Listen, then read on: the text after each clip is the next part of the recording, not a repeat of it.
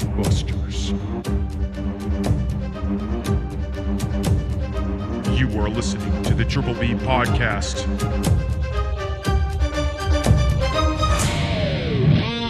Let's fucking go. Welcome back to the Triple B Podcast, Bourbon Belts and Blockbusters. I'm Ryan, brother.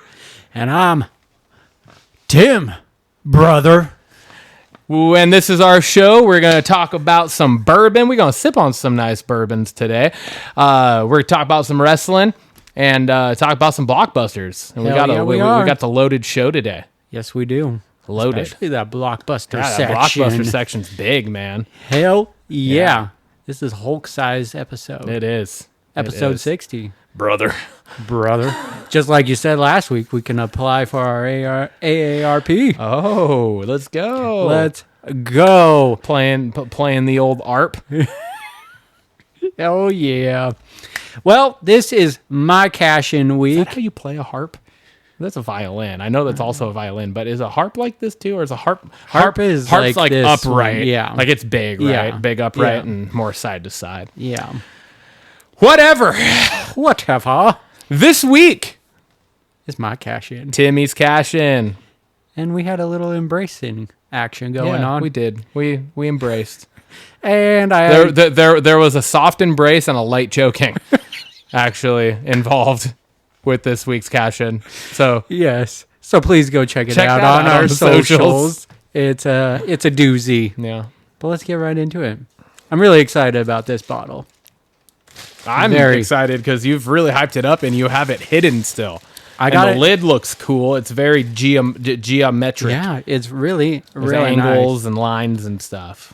A little spoiler, I have tried this one You before. son So there's a little slight already pre-opinion on this one. But You're a cheater. I'm super excited for this. I got in a classy white bag here. Here we go. The Old Fitzgerald.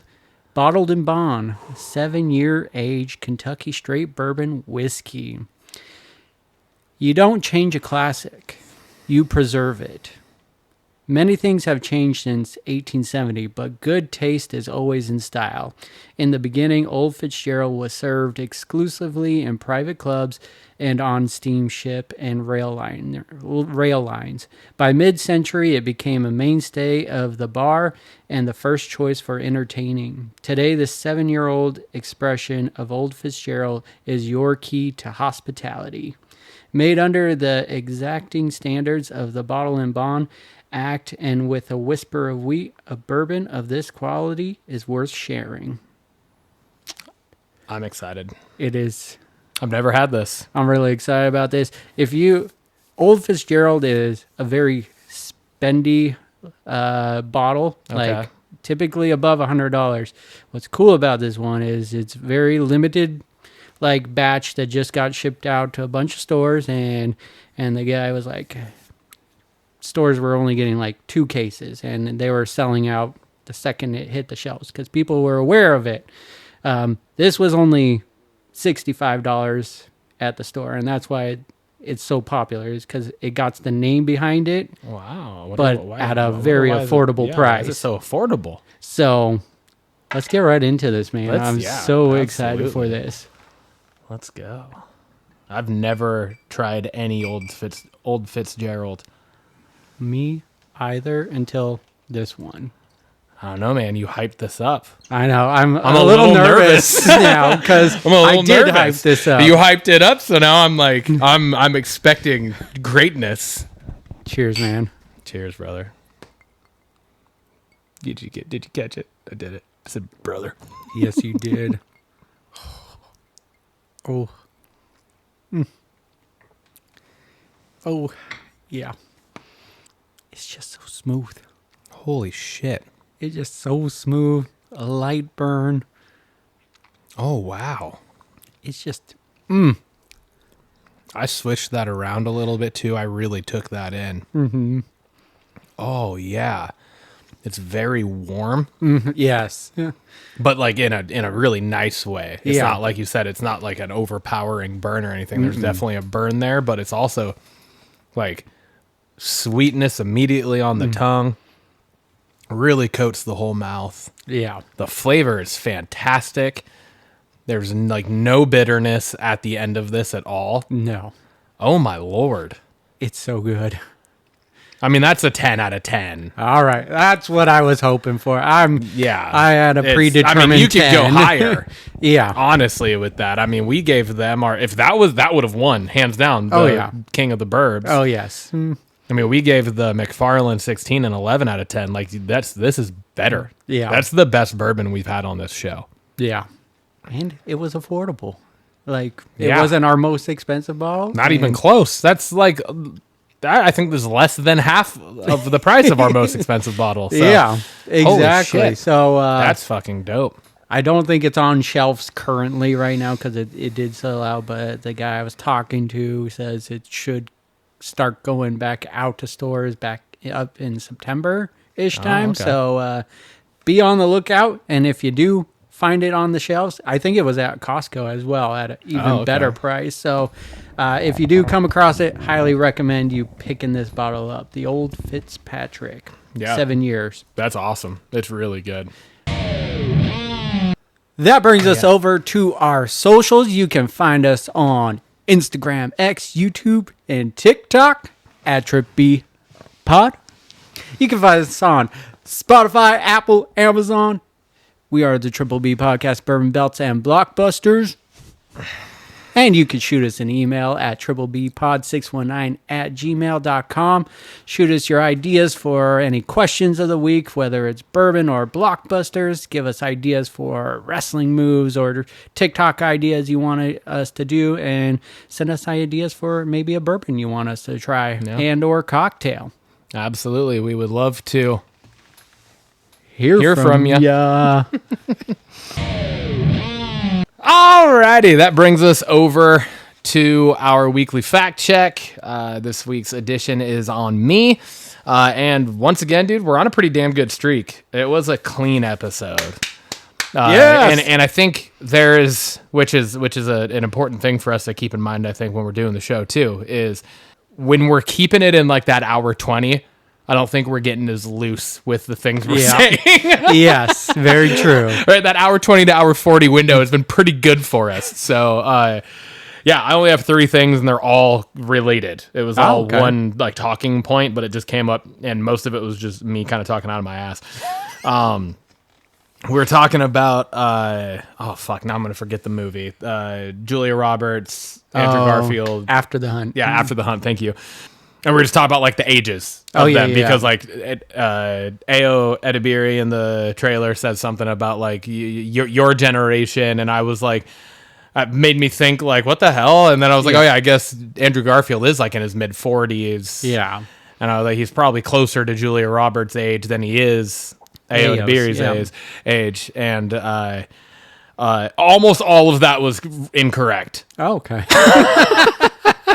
I mean, not terribly. Like, I wasn't far off. Yeah. For me, just spitballing, it wasn't awful. Yeah. But Andrew Garfield is 41. Okay. Okay. And another thing I had said was he was probably in like his mid to early 30s when the first Spider-Man movie came out. And I always forget that because he was playing Peter Parker. Yeah. Right, a high school kid. He was 28 when the first Spider-Man movie came out. Okay. So, not in his 30s, but real close. Very close. All right. But yeah, so he's 41 right now. Ao Edebiri is 29, and Julia Roberts is 57. So Andrew Garfield is only 12 years older than Ao, 16 years younger than Julia Roberts. It's still very close. Still really close. Really close. So I wasn't terribly off, but I was wrong. So I just wanted to bring attention to that and their actual ages and the age differences. That was the only thing that was like stuck out to me as something that needed to be checked. Let's keep that going. Hell yeah. I got a surprise. Shit. We got our first fan sent us some like just a gift. A gift? A fan gave us a gift here. So this shout out goes to @blund. She gave us a little wrestling ring here. They're little crushers. Cena, Roman, Seth, and Cody. Yeah, little wrestling ring and Little knuckle just crunchers. yeah, man. This will Hell this will be a fun little prop for our show. But Yes, it will. again, shouting out at BLun27. If anyone wants to send us anything, gladly take it. Just Yeah. reach out to us, let us know. But yeah, Yeah, absolutely. that's pretty That's cool, awesome. huh? That's dope. Yeah. First fan gift. Fan gift. Hercules. With good news also comes Yes. some bad news. And Yes. this was quite a week for just people that have passed away Yeah. in the realm of what we talk about. And we have three people to talk about. And this is our Triple B memoriam. So firstly, at the beginning of the week, we lost Malcolm Jamal Warner. He was Theo Huxtable in the Cosby Show. I know him more as AJ from the Resident TV show, but was in plenty of things over the years. Big time actor there. Sadly lost his life. Yep. Then Ozzy Osbourne quickly after, I believe on Tuesday. Yeah. Lost his life as well. Yeah. And then 75. And then closed out the week Thursday with Hulk Hogan Yep. losing his life. So three big time actors, wrestlers, Yeah, people, I icons, guess, yeah. and people. It was a tough week. Yeah. Any favorite memories of any of these three guys? I mean, I grew up watching the Cosby Show, right? So that's primarily what I know Malcolm Jamal Warner from. I believe he also started another show in the 90s called was it Malcolm and Eddie? Yes, I think, which was a good show as well. It was funny. I didn't watch really anything else that he did much later as TV show wise and stuff, but so I mean, just childhood. Yeah. Theo Huxtable, dude. He was like, he was the dude on that show. Yeah, you know? exactly. Arguably, I mean, you could argue that he was the most important character on that show. Mm-hmm. You know, so Agreed. Ozzy, I mean, dude, You he was, you know, one of, if not the main trailblazer for like metal. Yeah.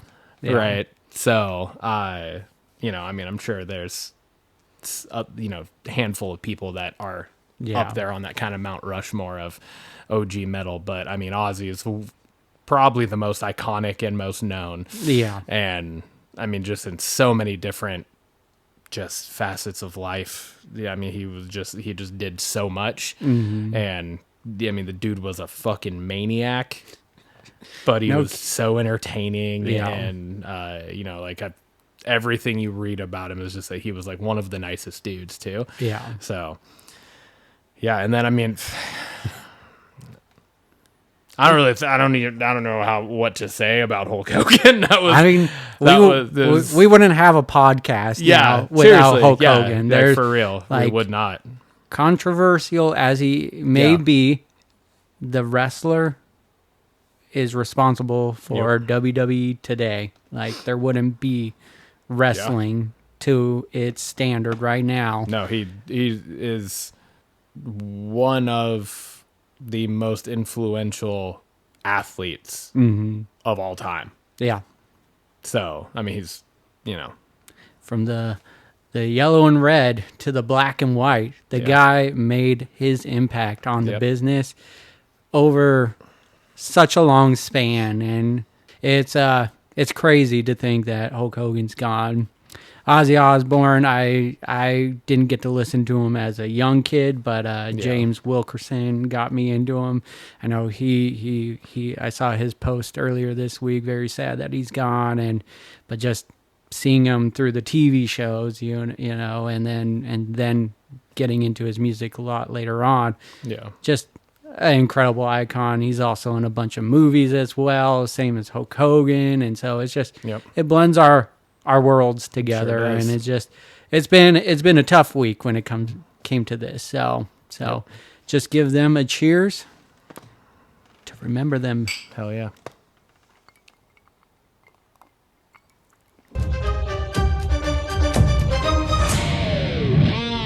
Well, that brings us on over to belts. Timmy, my brother, what do you want to talk about? Let me tell you something, brother. Oh. I'm going to start off. I've been shitting on the show a lot. Both Raw and SmackDown. So I'm just going to get the worst part of it out of the way. And then there's some qualms that I'll talk about, but overall, good things later on. So the first one is I'm scratching my head at booking right now. Just, especially with Raw. They teased a big breakup between A-Town Down Under, and then they did it off the main show. Off camera. Off camera. They broke up, and then we're just... You said off the main show. Did it happen on like NXT? I think it was on main event that it happened, main event, but maybe not. But it did not happen on Raw or SmackDown. Yeah. But that's where they were doing a majority of the teasing of this, and we talked about it a lot. And now it just happened, and now he's teaming up with New Day. Yeah. How does that help Austin or Grayson Waller? Like, that makes me scratch my head. Why are we getting EO versus Stephanie Vaquer number 2 on this Raw? Like, it doesn't go towards SummerSlam for them. It doesn't get them into a title shot.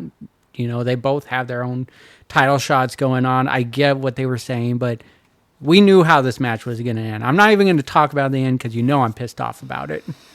I was so fucking mad, dude. I literally like Lindsay was like, it's just wrestling. Calm down. Because I was livid. Because it was a great match. It was amazing. It was better than their first match. Yep. That also didn't have a finish, if I remember correctly, right? Same thing. This match, it was absolutely amazing.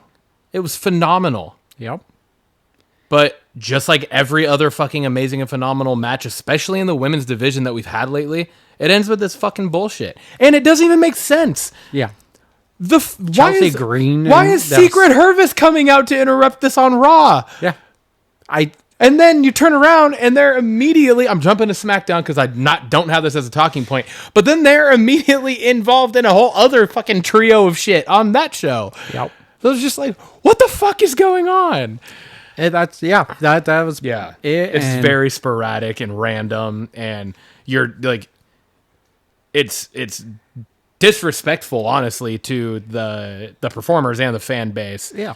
To have such great matches continuously end in no contest because of just the fucking terrible writing and booking that's been taking place over the last couple months. Yeah. And then, sorry to hijack your... No, I've been itching. I've been itching for it, Tim.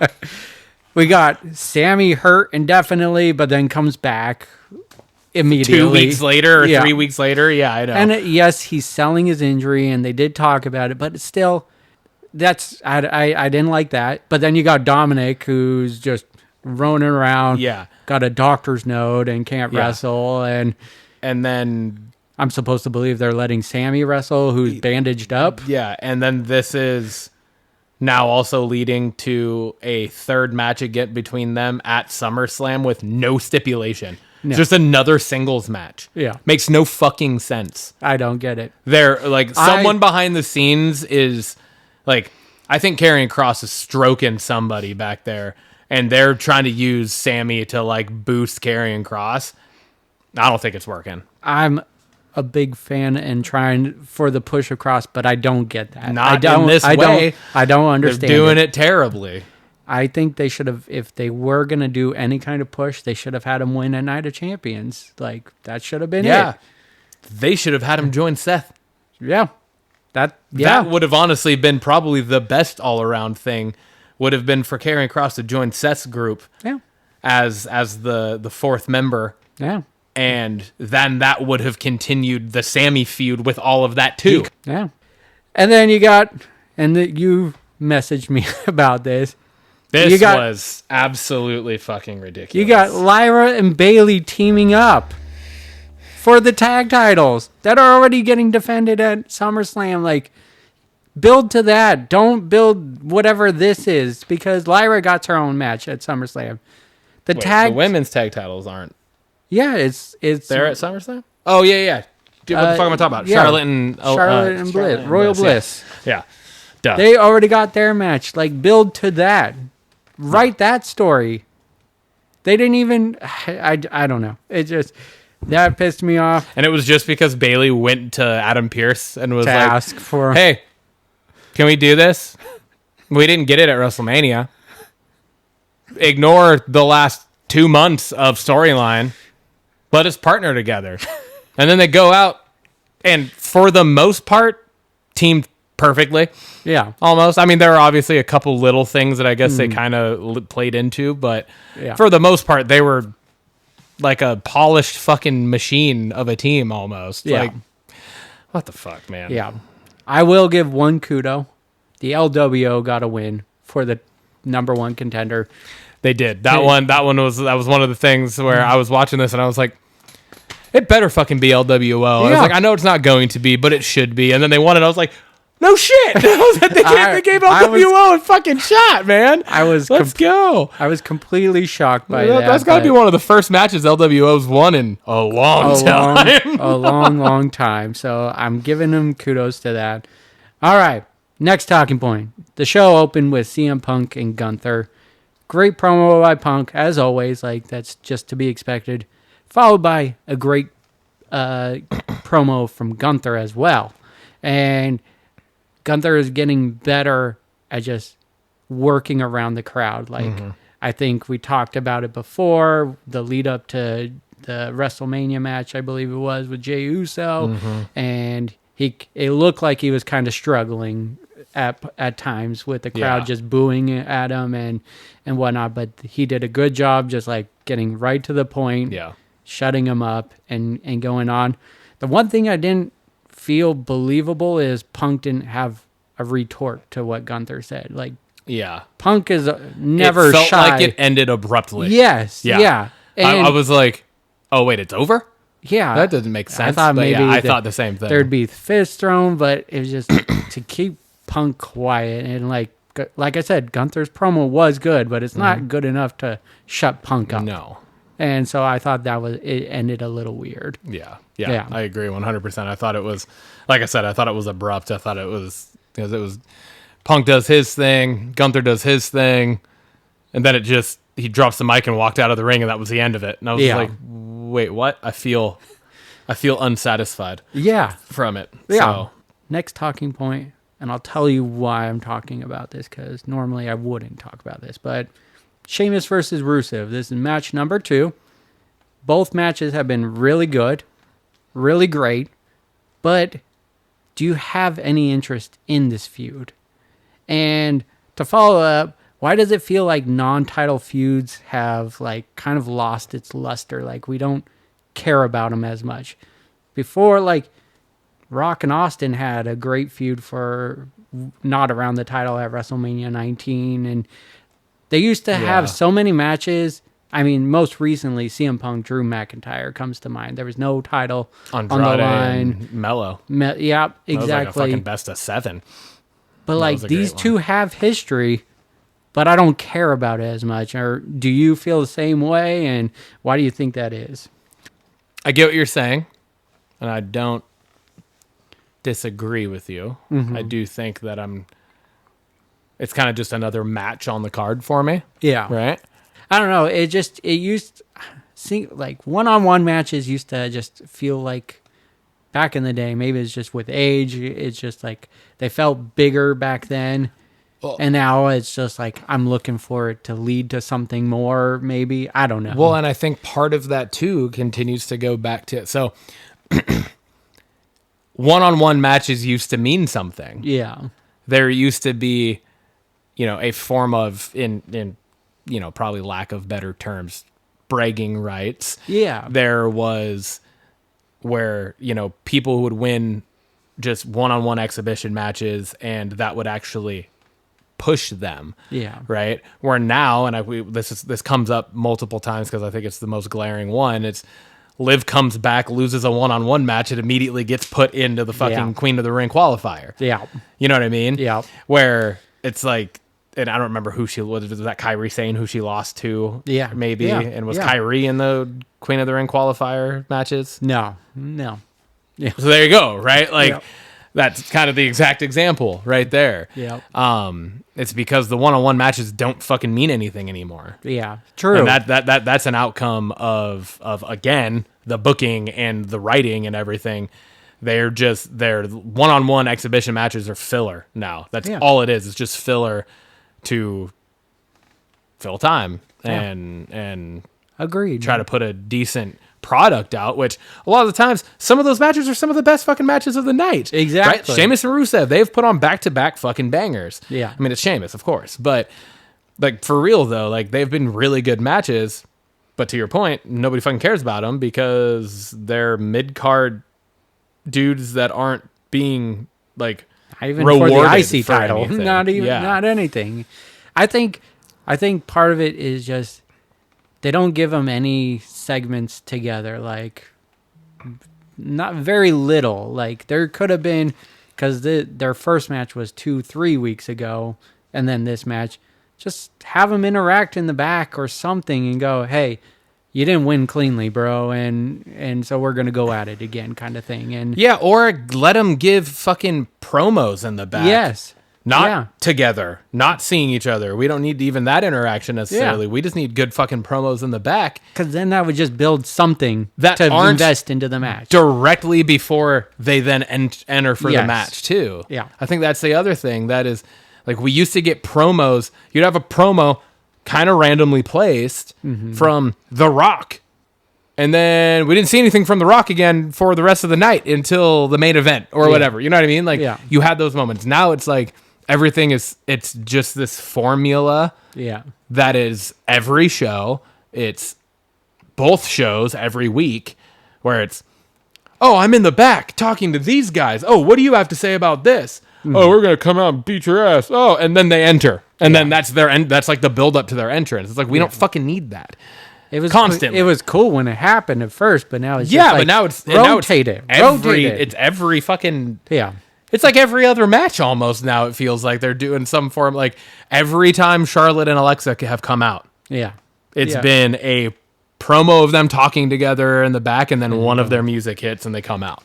Yeah, You know, good point. it's one thing if it's fucking Jay Yeah, backstage who then takes the camera with him to enter through the That's crowd his because that's his thing. Yeah. Right. Like that's one thing to do it that way, but when it's happening constantly with everybody, it's just like, fuck, man, let's have some sporadically placed promos. Yeah. Like the Wyatt Six. That's why the Wyatt Six fucking promos have felt so refreshing. Yeah. You know, those things pop up. They do feel like they're out of the blue, and then you don't see anything from them for the rest of the night. That's why it's felt so good. Yeah. No, I agree. Last talking point. The OTC, the Tribal Chief, and the Seth Riders close out Monday Night Raw.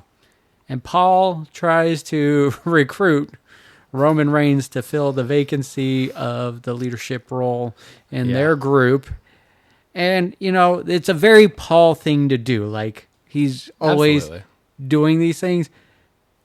But, like, if you think about it, storyline, like, why would Roman ever say yes to that? It made no sense. And then what would the end result be if he did? Like, like I said, it's a very Paul thing, and I'm sure I've glazed over it before where he's asking something so stupid, like, why would anyone do it? Yeah. But this one just felt so dumb to ask. Yes. But it led to a great segment. Like, Roman Reigns has come into his own so well, I feel, Yeah. especially as a babyface, because he did the babyface thing, fans shit on him. It was not going well. Yeah. Then he became our tribal chief. Everything was good.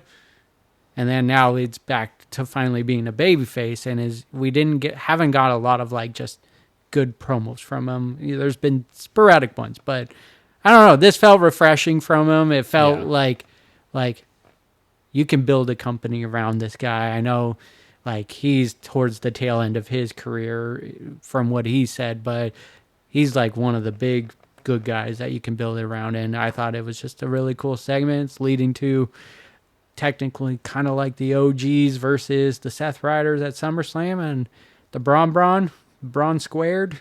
Yeah. And should be a good match. I really liked Braun stepping up to Roman, though. Like, it just shows how good he is. It felt right. Granted, Roman's going to squash him in this tag match, I would assume. Yeah. And I'll be fine if it goes another direction, but at least you're letting him build up to that, to stepping up to Roman. So Yeah.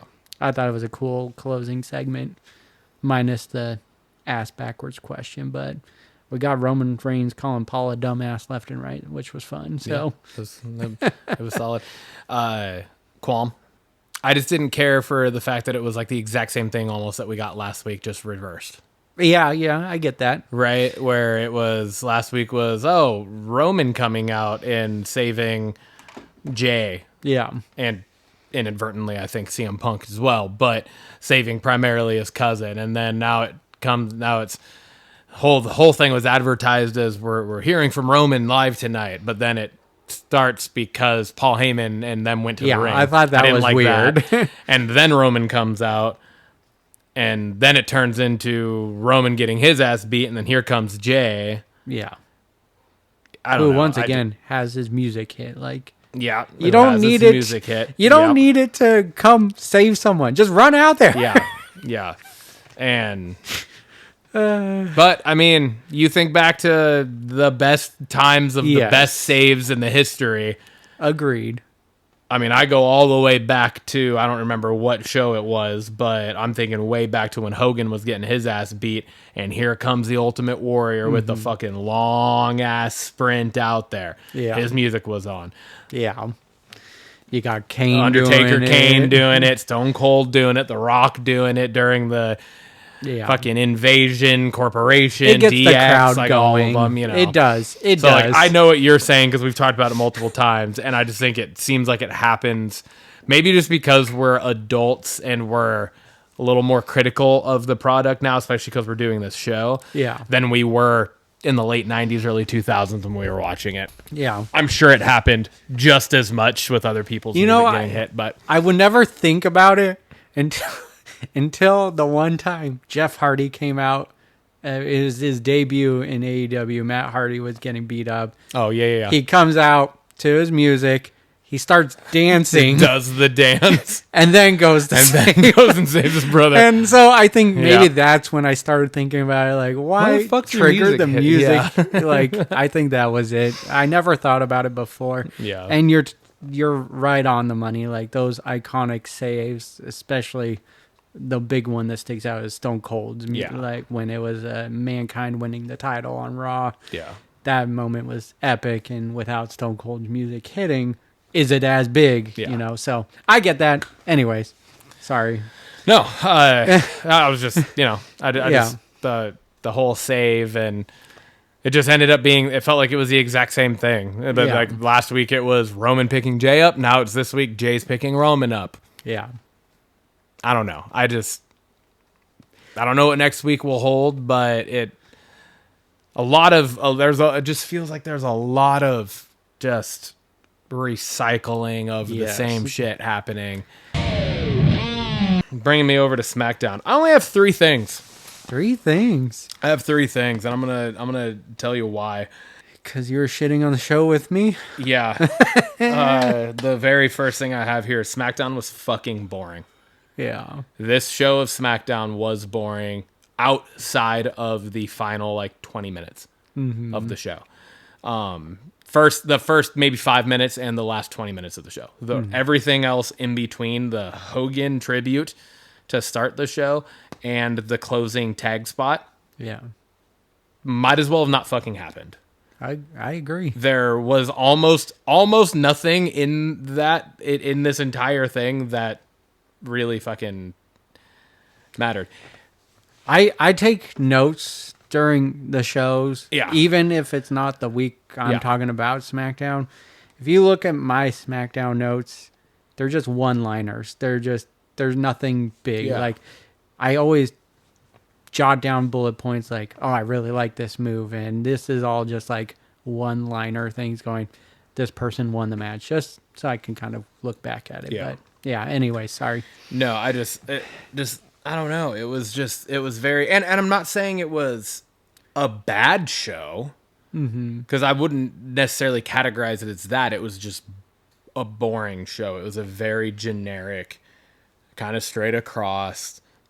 Oh, we got Logan Paul, we got Jelly Roll, then we got McIntyre, then Orton, then they do this, and then the good guys stand tall at the end, right? Like, same shit that we've been getting in multiple other areas across multiple weeks now, right?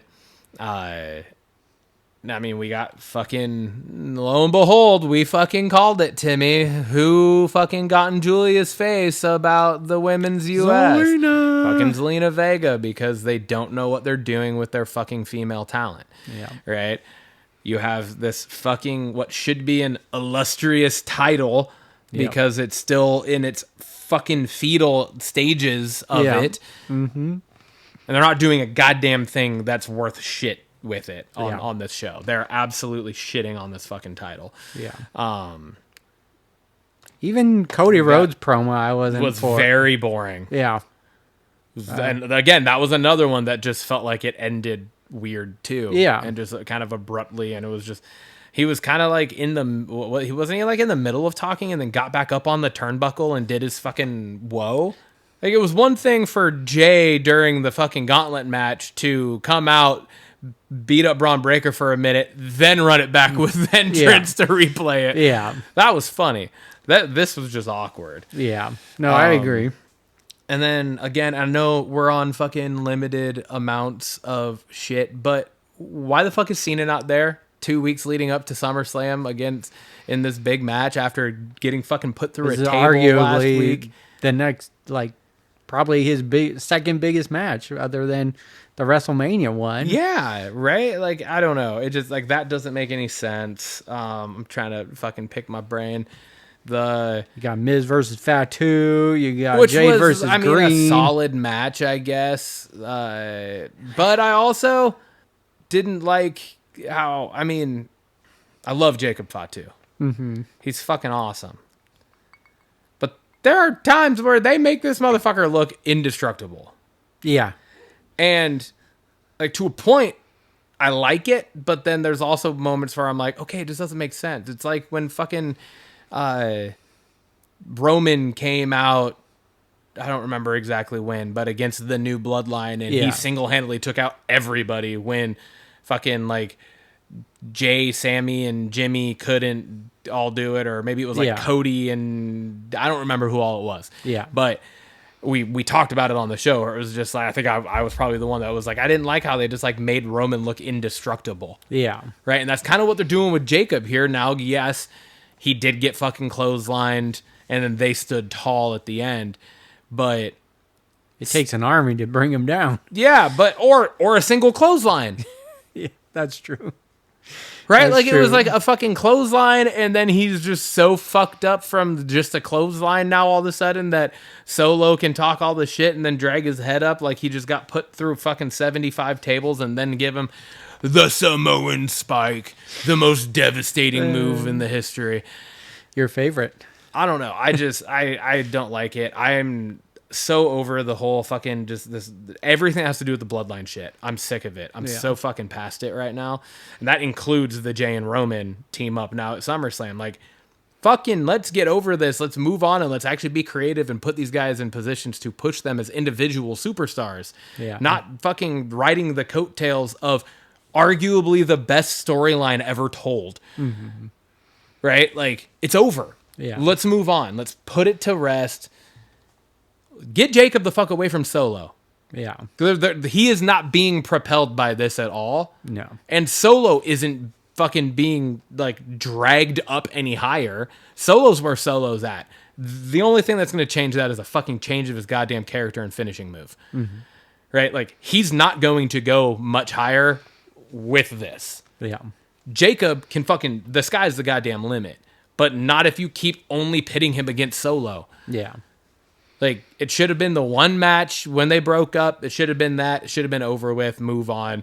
Let's let Jacob fucking show out against some of these other fucking guys and the other talent that we have on SmackDown. All the face-offs for the fucking United States Championship. Yeah. Right? And I know in order for that to happen, he has to win it back, but he never should have lost it to Solo in the first place. Agreed. It doesn't make any sense. And then you have Jimmy come out with the fucking chair, and I don't know. It was just a very boring fucking episode, and a lot of things I was just like, fuck. Moving on from that. I thought that I thought that the Hogan tribute at the beginning of the show was very nicely done. I thought that the video package that they put together with Hunter narrating it was also very well done. I thought throughout the night, everything that was being said I just thought it was all really well done, considering the fact of the controversial shit surrounding the personal life. Yeah. Terry Bollea. Yeah. Right? But that's not what this was about. This was about Hulk Hogan. Yeah. Right?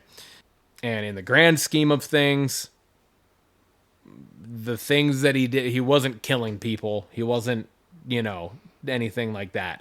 Yeah. Right? He said some fucked up shit, but a lot of people have done a lot worse and come back from it. Mm-hmm. Right? Yeah.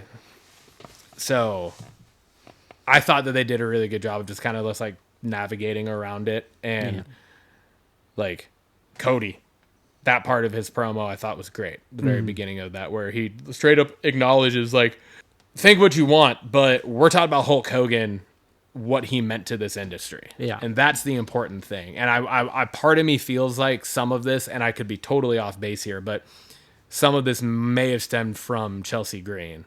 Mm-hmm. And because I don't know if you saw this at all, but I saw that there was some. She got a lot of blowback on fucking social media because she was on some interview, late night show or something, where she was asked about Hulk Hogan, and she just like talked about what the whole fucking industry talked about the wrestler Hulk Hogan, and then people were fucking giving her like bunch of just blowback about how she didn't even acknowledge the fact that he's racist, and a lot of it stems, I'm sure, from the fact that he was like one of the fucking faces of the Republican convention for this last cycle and everything. And it's if anyone's associated with Donald Trump, they are racist in the eyes of idiots. And so it's just like, fucking Christ, man. Okay, let's let these people talk about what they know of the person in the context of what we're fucking talking about and being asked about. Yeah. Right? This is a company, this is an industry, this is a profession that lost the number one icon in the history of it. That's what they're talking about. Yeah. They're not talking about all the other shit. Yeah. Right? Like, you look at, I would be willing to bet that you pull out a number of Hall of Famers from every major sport, fucking music, the Rock and Roll Hall of Fame, like all these different legacy type events and awards. You're going to dig up some shit on the individuals that are all up there that everybody fucking loves and fucking bows down to. So it's the same fucking thing. Get over it. Yeah. Like, and finally, sorry. No, I mean, did you have anything to say? No, I agree. And it sucks for Chelsea because, I mean, are they questioning Cody Rhodes? Is anyone blowing up him for saying anything? Like, it's just. Well, and part of me, that's why I think. I think there's a part of me that is like, that might be why Cody fucking went out and did what he'd said. Mm-hmm. Because he's like, the fuck are we talking about here? Yeah. Yeah. So I'm wondering if like that's why he kind of went out maybe and actually acknowledged it and then continued with being like, this is what we're talking about. Yeah. Because he kind of emphasized that, Yeah. That makes me wonder. And then like even the announcer. Why am I forgetting his name? Yeah, Tessitore. Thank you. Joe. He alluded to certain things but always brought it back to the fact that like this is what we're talking about. Yeah. He was a pillar of this industry. Yeah. He is the Mount Rushmore. Yeah. Like you could literally have a single person Mount Rushmore of professional wrestling, and it could be Hulk Hogan for what he did for the industry. Exactly. Single-handedly. Oh, agreed. So. And it's just, And we said it at the beginning of the show. We wouldn't have this podcast without a Hulk Hogan. Like he got the business to where it is today. And so it's you got to pay tribute to that. And so agreed. My final talking point is I said the tag situation may have saved the show. Oh, yeah. Not may have, it fucking did. It did. It saved the show. And I mean, that was a heroic save too, because like I said, this show was a sinking ship, and they went Ben Grimm on it and pulled that bad bitch by the anchor out of the water. I get what you're saying. I loved, and this goes back to what we were just talking about a minute ago too. We knew this match was not going to end in a pinfall. Like We called it. It wasn't going to end clean. That is obvious. That's been a foregone conclusion, I think, with anything involving this entire situation for the last few months now. Yeah. We knew that. So this was one where it was just like, okay, when's it going to happen? How's it going to happen? How are they going to make it new? I did like how I thought they made this a little bit more refreshing. It was Nikki Cross that caused it. I did not see that coming. I was like, Same. I didn't expect White that. Six are heels now? They're I doing didn't heel moves? expect that. Well, it makes sense that they're heels. They should be heels, right? Like they're the big bad. they should be the heels. We almost need to get away from DIY being the fucking douchey heels, and let's just let the White Six just ferment in this, right? And let this just grow, because you get Nikki Cross causing this. I thought, great use of Nikki Cross out of nowhere, out of the blue, getting her a little more involved than just creepily being perched on something and hitting a Luthez press onto somebody. Yeah. That's all she's ever done, right? Next step, let's get her into some fucking matches. Yeah, Let's have her agreed. actually wrestle and be involved. So I thought that was cool. I did like that. Then you start getting the cavalry coming in, right? And this is the part where I liked it, and I actually, without obviously knowing that we were going to have the conversation we just had, was thinking to myself, I was like, oh, Tim's going to love this. There was not a single theme song that played No. when any of these teams came out. They were just, all of a sudden, it was just two people. And the biggest one, which got a big pop, were the Street Profits, and they literally fucking came out of nowhere. Yeah. Like, the way they slid just right into the ring, like I was like, oh, this is refreshing. Yeah. I liked that. And then you just have the big ass fucking breakdowns on the side. You have fucking DIY bringing Nick Aldis out just to get fucking splashed by Fraxium. I loved that. And then you have fucking D'Angelo Hawkins Flying to the flying to the outside. I was a little worried because I don't know if you noticed, he fucking like grimacing in pain reached for his knee. I saw that. Yeah. And I was like, oh, I hope that's just playing it off. Like, they usually do. They go to the ground outside and they're all, ah. But that one I was like, fuck. But the way he hit the side, you're like, well, why is he holding his knee? Like, you'd like hold up here. But then, he was holding it. And that's why I was like, oh shit, did he get hurt? Yeah. And I'm wondering because he did the flip out or whatever, right? And then he kind of like landed and kind of catapulted himself into the barricade. Yeah. But everyone else down behind him was falling towards him. Yeah. So I'm wondering if somebody buckled into his knee. Ooh, maybe. You know what I mean? Yeah.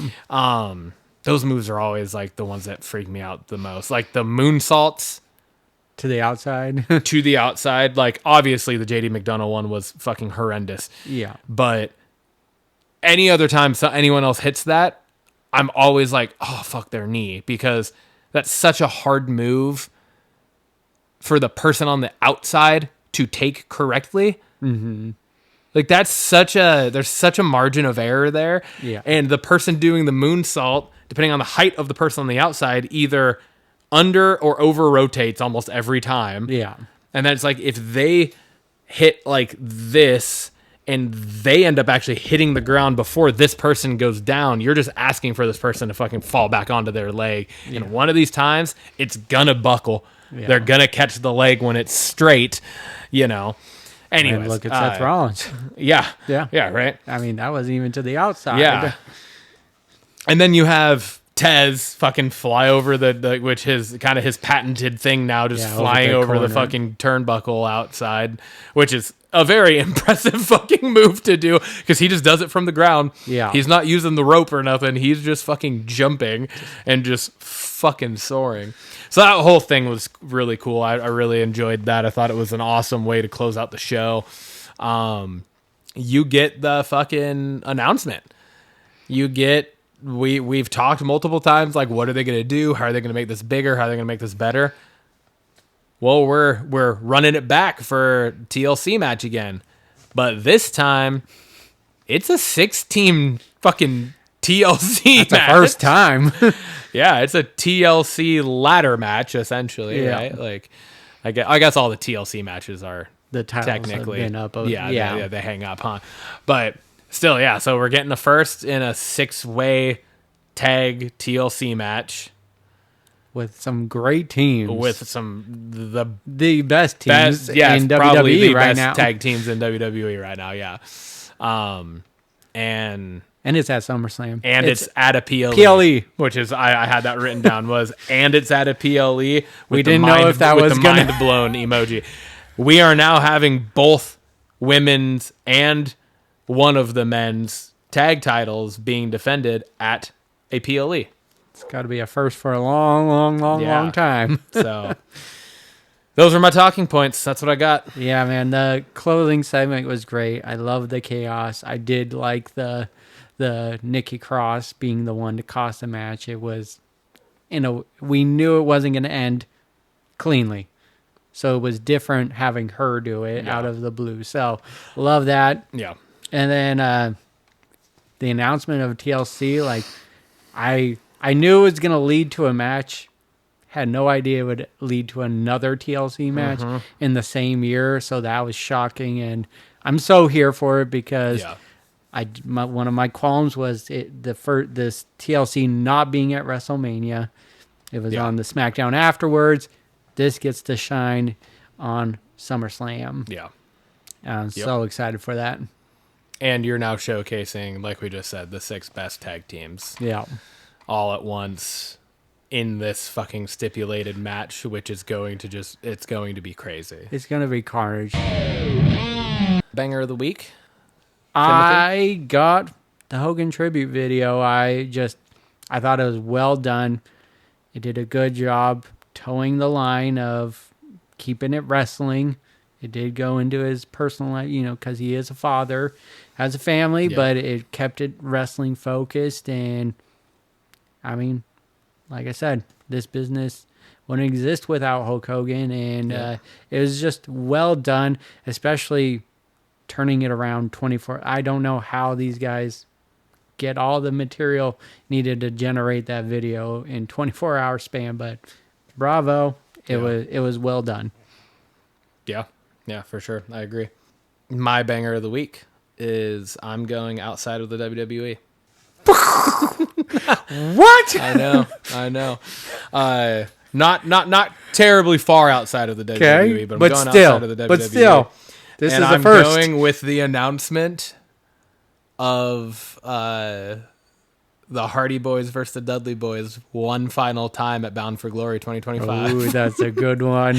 Because we want to talk about any form of throwbacks to our childhood and TLC matches and everything. That is the fucking match. The only way that shit could have gotten any better would have been if somehow, and by the fucking grace of God, they could have got Edge and Christian.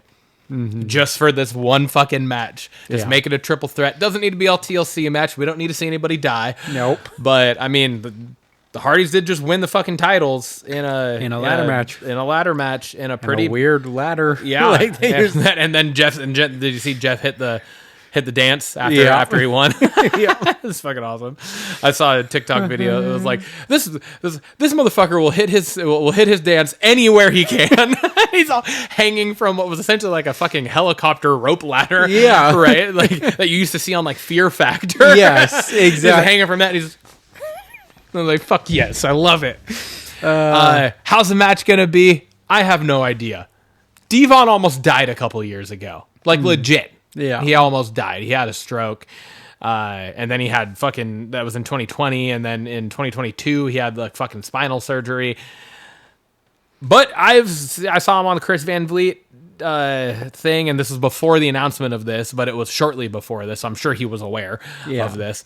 But he couldn't be at Slammiversary. Thank you, Slammiversary. The only thing that was coming to my mind was Bound for Glory. And I was like, no, that's not what it was, because that's what they're wrestling at. But I guess it was like a personal matter or something that he couldn't be there for. He would have been there too. But he said that like at his wrestling school that he does, he gets in the ring and he takes bumps and stuff, and he feels good being in there. So he said and he had told Chris Van Vliet that he's like, if I were to get back, if I were to do one more match, he's like, hey, it would be the last match. He's like, I'm not doing this one more match until I'm in my 70s bullshit. Yeah. He's like if I'm doing one more, I'm doing one more, and that's it. And he goes, and if I get back in the ring, it has to be against Matt and Jeff. Nice. And he had mentioned too, like Edge and Christian also, but he was like, obviously, like they're with AEW, so that that unfortunately, I think that the moment for that is past, because he referenced the fact that when Edge went to AEW, Bubba and Devon could have joined AEW, but Tony Khan never pulled the trigger to make that happen, to have those three teams face each other again. And so now with Jeff and Matt and TNA and with the WWE partnership with TNA, that all works out. It's not gonna probably. Well, the cards aren't going to play that way. Yeah, so. but still, I get Devon himself sounds like he's lost like 80 pounds. Mm-hmm. Sounds like he's in a better form of ring shape, at least, to be able to do a match. So there we go. Belts question of the week. I posed this question, and what current match type or stipulation would you change a rule for, and what would that rule be? I thought I had a couple different ones, and I still have. Can I say two? Sure. Is that okay? Yeah. I have one down, and that's like the one that I will full blown go with. But I do have another one that I just can't get out of my head. Okay. And so I'll start with that one, and it's I wish a steel cage match was purely over the top. Oh yeah, yeah. Like if it's a steel cage match, pin. there should be no pin. I don't think there's submission in it. Right? I think there's submission. Is there submission? Yeah, there should not be pin or submission. It should not. There shouldn't be a fucking door that you can just go through. That bit should be chained shut the whole time. It should be over the top only. Is the only way to win a steel Justin cage Ventura match. was right. Yeah, 100%. I agree with him. That's all it should be. Anyways, that was the one that just I couldn't get out of my mind. But yeah, that's a good one. The one I'm going to say is a little more fresh. Mm-hmm. And that's why I'm when I saw this, I was like, oh, perfect, because I was thinking this over the course of the last couple of weeks, because we got both of these types of matches over the last few weeks. Was it Night of Champions where we had the 4-way tag match for the women's titles? Yeah. Okay. So we had that. And then it was it just last week we had a 3-way? Yeah, it was on Monday. It was just this last Monday. It was the triple threat tag match. Oh yeah. That was a actual triple threat match, but it was a tag match. Yes. So there were 3 guys in the ring. Was there? Wasn't there? Yeah, I think. I'm pretty sure there was 3 guys in the ring, and it was no DQ. Yeah. So if that's the case, why the fuck is a 4-way tag match not just a fucking fatal 4-way, and why is that not no DQ also? Yeah. No, I agree. That makes no sense. Funny story is that's my stipulation that I want to change too, is that any multi-team tag team match should be that. It should be, if it's a 3-way tag match, it should be a triple threat match where you have 3 people in the ring that you can, and then you can tag in and out. Yeah. It shouldn't be just 2 people in the ring, 3 teams, and some guy can tag in randomly. Yeah. I don't like that. Like I said, too. And then stick to a triple threat stipulation where it's no DQ, or fatal 4-way, no DQ. Yeah. Or if you don't want to make it, I guess, like a triple threat or a fatal 4-way, then anything more than just a regular tag team match should be tornado tag. Yeah. Then what the fuck are we tagging for? Yeah. You know what I mean? Like, that should just be a tornado tag. Yeah. Everybody should just be in. Mm-hmm. And then it would truly be I mean, honestly, even if it was a triple threat or a fatal 4-way style, that should still almost just be tornado tag because there's no DQ. So what the fuck's the point of tagging? Yeah. Yeah, agreed. You know? Yeah. So then it should be. I tornado. hate that there's only 2 people in the ring and you got I know, 3 you have teams. 6 other people just on the outside. Yeah. Yeah. It's just I don't like it, and I think you should have a representative of each team in the ring Yeah. to vie for a win. That's funny that we literally had pretty much like the exact Yeah. same stipulation change. Yep, exactly. Yeah.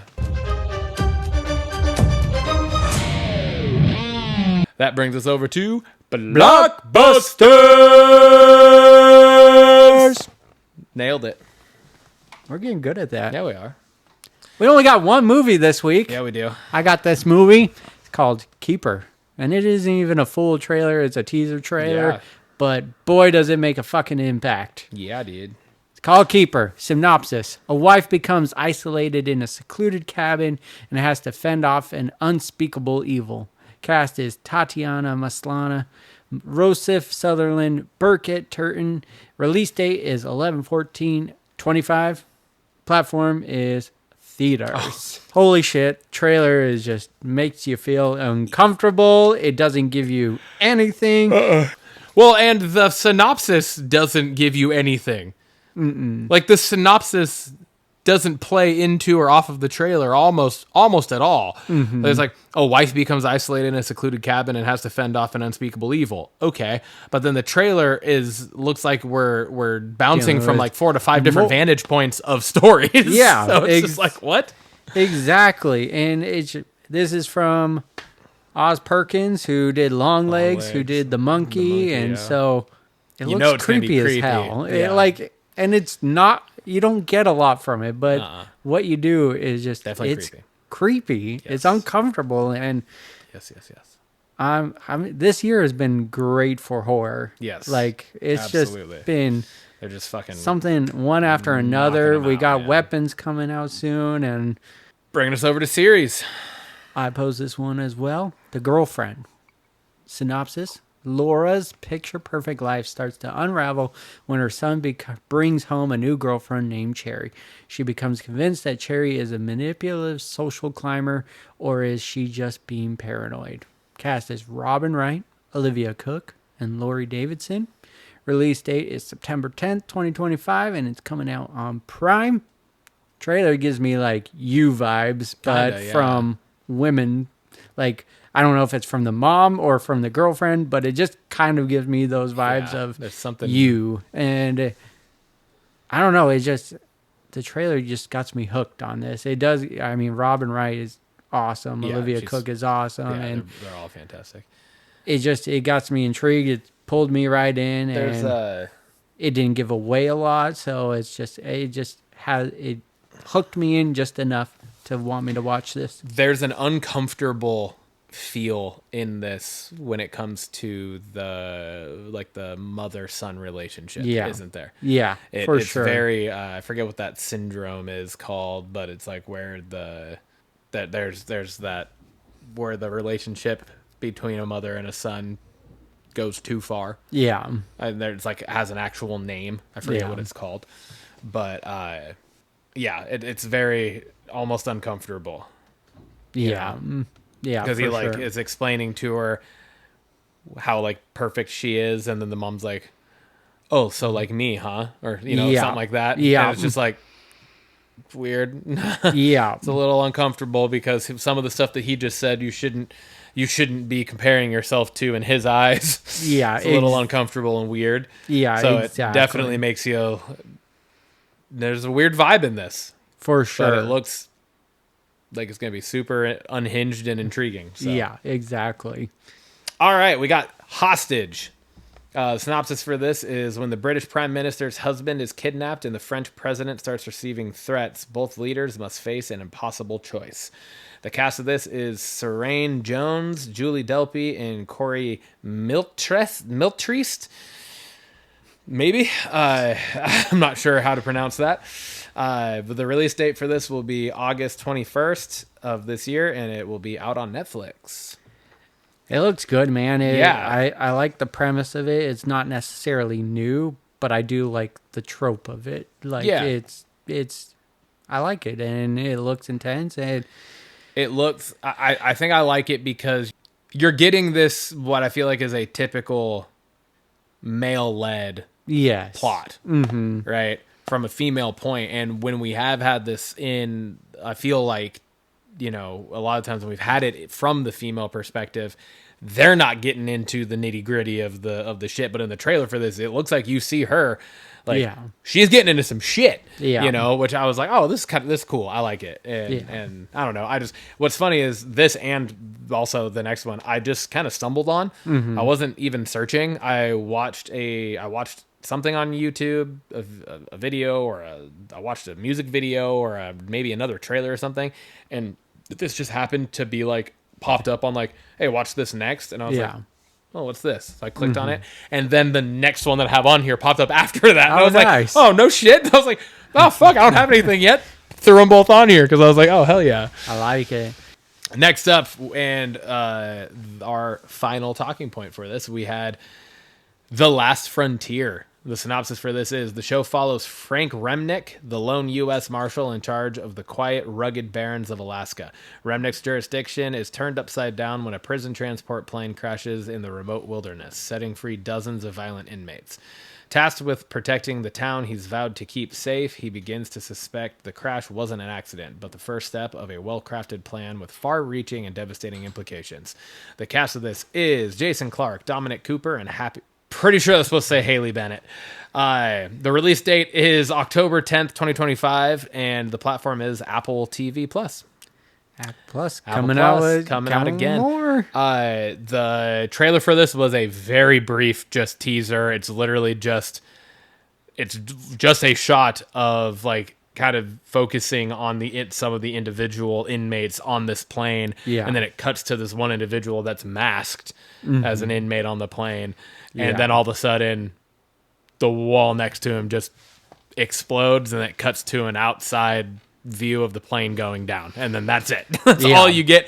I didn't even know Jason Clarke was in this because you don't see him in the trailer at all, right? Because Jason Clarke is the U.S. Marshal. Yeah. He plays Frank Remnick. So I am pretty excited about this. I think this is... it's like a TV show almost version of Con Air. That's funny. I said this looks like Con Air was serious, but I said this is like a more serious take of Con Air. Yeah, for sure. Con Air, great movie. Yeah. It's one of my favorite Nicolas Cage movies. But Con Air, it was also like a fucking 90s action movie, right? So there were funny elements. It wasn't as dark as that feels like this can very quickly and easily turn into. Yeah. But it's like, I don't know. I feel like it's like a mix between Hunting Party, Con Air, and like The Gray. Oh yeah. Just with like the plane going down in the fucking rugged wilderness of Alaska. Yeah. Right? Like that's just like, the wolves are gonna be involved in somehow or some way, shape, or form. Yeah. And there's gonna be, it just feels like it's gonna be wild. But I like it because you're literally out in the remote wilderness and it's just this one dude on his own trying to track these fuckers down. Yeah. And there's a plethora of them. It's a plane full. Yeah. But, assuming some of them are probably dead in the crash. True. But some of them have now escaped. And my number one assumption is that the motherfucker in the mask is probably gonna live. probably alive still. I don't know. It looked, just the quick glimpse and the synopsis all mixed together. I'm like, ooh, I'm excited for this. And knowing that it's Apple. Yeah. Come I talked about the Con Air thing, and then just we've talked about it before, but just being out in the rugged Alaska just gives me the heebie-jeebies. Like, it's just no nonsense going on out there for sure. Yeah. Like flight risk, we talked about Yeah. that. And so it's just, that's not the one place I would not want to crash, Yes. during that time. So Yeah, absolutely. Bringing us over to Fred. Follow up. Rumors, early development. What do we got, Tim? got a few things on this segment, but just things that officially went into production this week. Evil Dead Burn and Ted Lasso Season 4. Yeah, dude. Ted Lasso being an Apple Plus TV show. Really loved that show and excited for that. And then Evil Dead Burn. I mean, just let's keep him going, man. Yeah.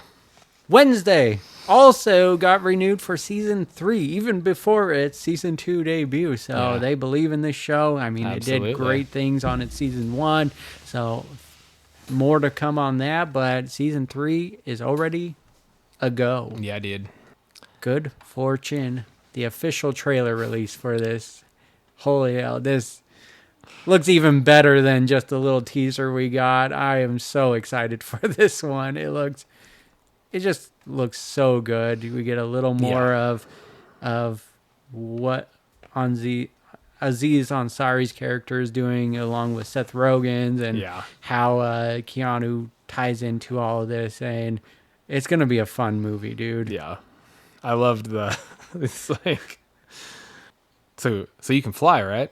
He's like, nah, my wings are too small. And he goes, it's not about the size of the wings. No, it actually is. Oh, that sucks. It's not about the size of the wings. No, it actually is. Oh. And then when he's like smoking, he's like, just give me this one thing. Oh, God. It looks so like it's going to good, be man. great. I'm excited for that. Random tidbit out there. I was like, what? Just not expecting to see this. And I don't know why I put it on here, because I haven't kept up with it at all. But the fact that this is the 15th. It's the 15th. Yeah, that's pretty fucking crazy. But I'm assuming it's going to go. I've watched the first one.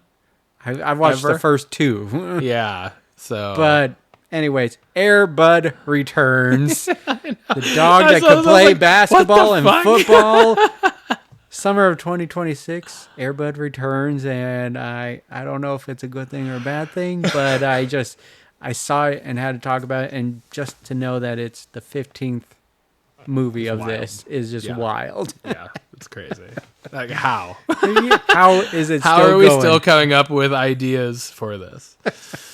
All right, I added these last couple things on here too. Only Murders in the Building. I know we're both very big fans of this show. Yes, I just wanted to throw it out here that season 5 will premiere on September 9th on Hulu, and it will premiere actually with a 3-episode drop. Damn. Yeah, so it'll premiere the first 3 episodes on the 9th, and then they will run subsequently, I think. I want to say Fridays, I think, is what I read for this season. But because I want to say they were like Tuesdays or something before. I want to say Tuesday. But I remembered being like, oh, it's a different day. Mm-hmm. So I want to say it might be like Fridays or something like that for the, following weeks until it hits the limit. So, yeah, this show's fucking amazing. I hope they can keep it going. And, obviously you never want a show to run through to the point where it runs itself into the ground. But I also am like, this one is one that I feel like they could do for a while. Yeah.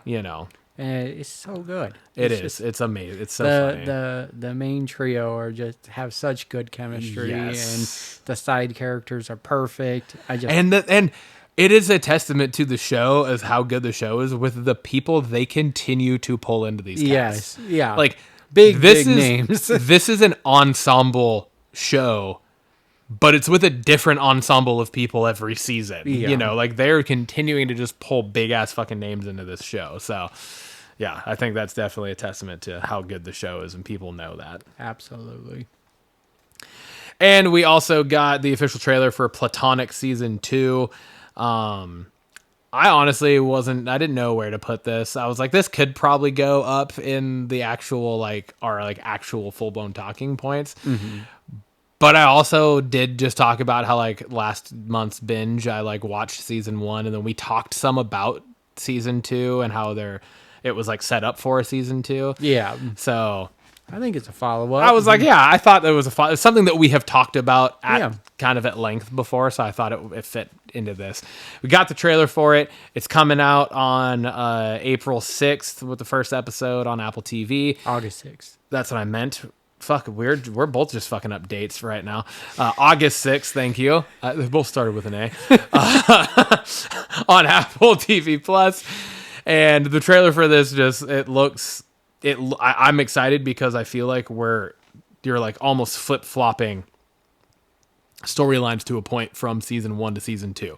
Okay. Like season 1 was really like Rose Byrne's character's shit falling apart, and him and Seth Rogen's character kind of playing a part in it, but also playing a part in helping her along the way, while seeing, some of the shit that he was also going through. Yeah. Right.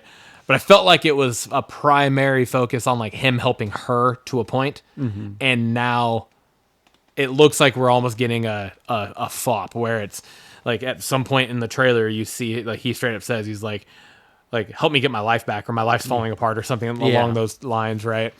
And it's trying to impress his father-in-law, and he fucking the golf scene and just everything. And Rose Byrne's just she's just screaming on a golf course. All like the daughter's calling the cops, and she's just like losing it. I don't know. I loved season 1 of this show. I absolutely loved it. You had told me about it before.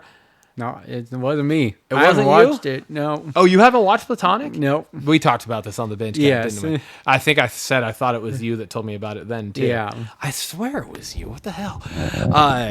No, that was Invasion. You thought I told you about Invasion. Well, I'm just used to you telling me about shows to watch, damn it. That's what we talk about. That's all we do. So anyways, I don't know where the fuck I heard about this show then, but it just popped up after I finished the studio. Oh, okay. And it was, makes sense. But it was just like, because I had heard about it and I just never watched it. And then I finished watching the studio, and then it was just like one where I just like didn't click out or whatever. And it just like started this. And I was just like, oh, what's this? I was like, oh, another Seth Rogen. I was like, oh, wait. I was like, oh, yeah, I've heard about this. Yeah. And so then I ended up just getting hooked. I love the show. I think it's fantastic. So you haven't watched the first season? No, I haven't. I'm going to check it out. Add that one to your list, because I watched this trailer, and I was like, all right.